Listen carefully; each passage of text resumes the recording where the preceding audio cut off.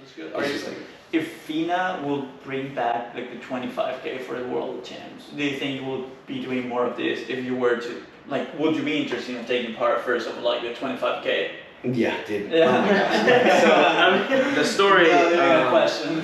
The story is, I originally planned to do it at Japan this year for World Championships, and of course, as we know, it got removed from the roster, which is really, really disappointing. And what I had originally done was at Budapest, I just wanted to isolate the 10K and do the 10K only because, of course, it's the only Olympic race, and I just want to be like, all right, I need to focus on this one and just take everything into account and not have any other distractions like doing another race, you know. I wanted to put all my cards or all my eggs in one basket with this race and just see what I could do and like not have anything else going on. Because I never, I mean, I had, Abu Dhabi was about that level, if not better. Because I mean, you don't have a roster limit there. You have like 5 Italians and like 8 Germans and like 7 French. Exactly. But that was like probably the highest level I've ever raced at was World Championships, and I was able to stay in there and gain some valuable information, which I think was a good decision. But yeah, so I originally planned to push off the 25K until Japan this year, and planned to make it, you know, a little bit of overconfidence there. But yeah, man, I wanted to race the 25K so bad. I thought I'd like to think that I'd be able to get top 3 in the world in the 25K. Because I mean, 10K still is a little bit short for me.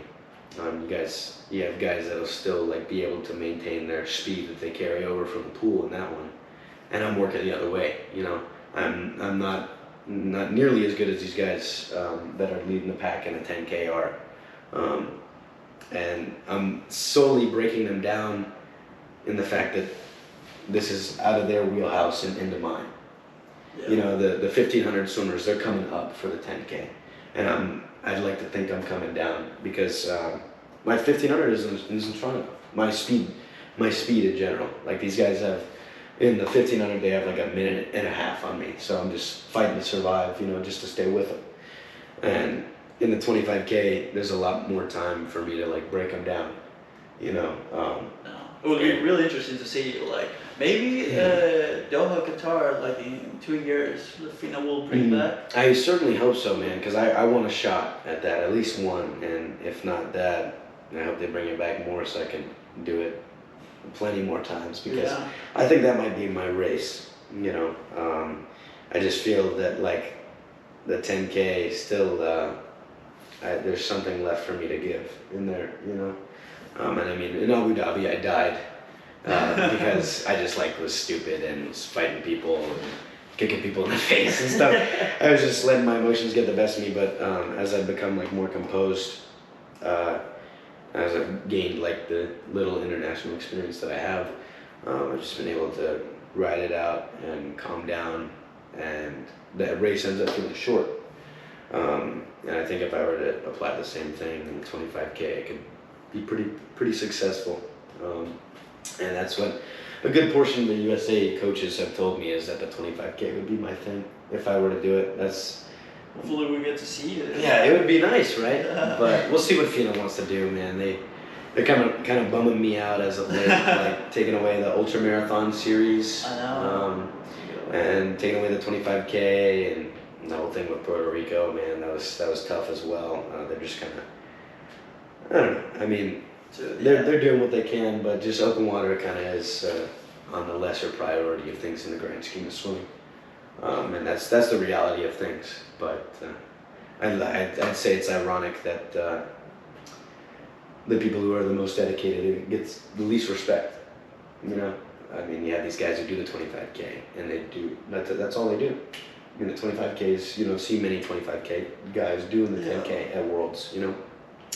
Such a niche event, and they took it away. Just, I mean, they took it away, and these guys' livelihoods, man. They're making money off of this, and they get one shot every 2 years to make a whole bunch of money and provide for themselves and keep their career going.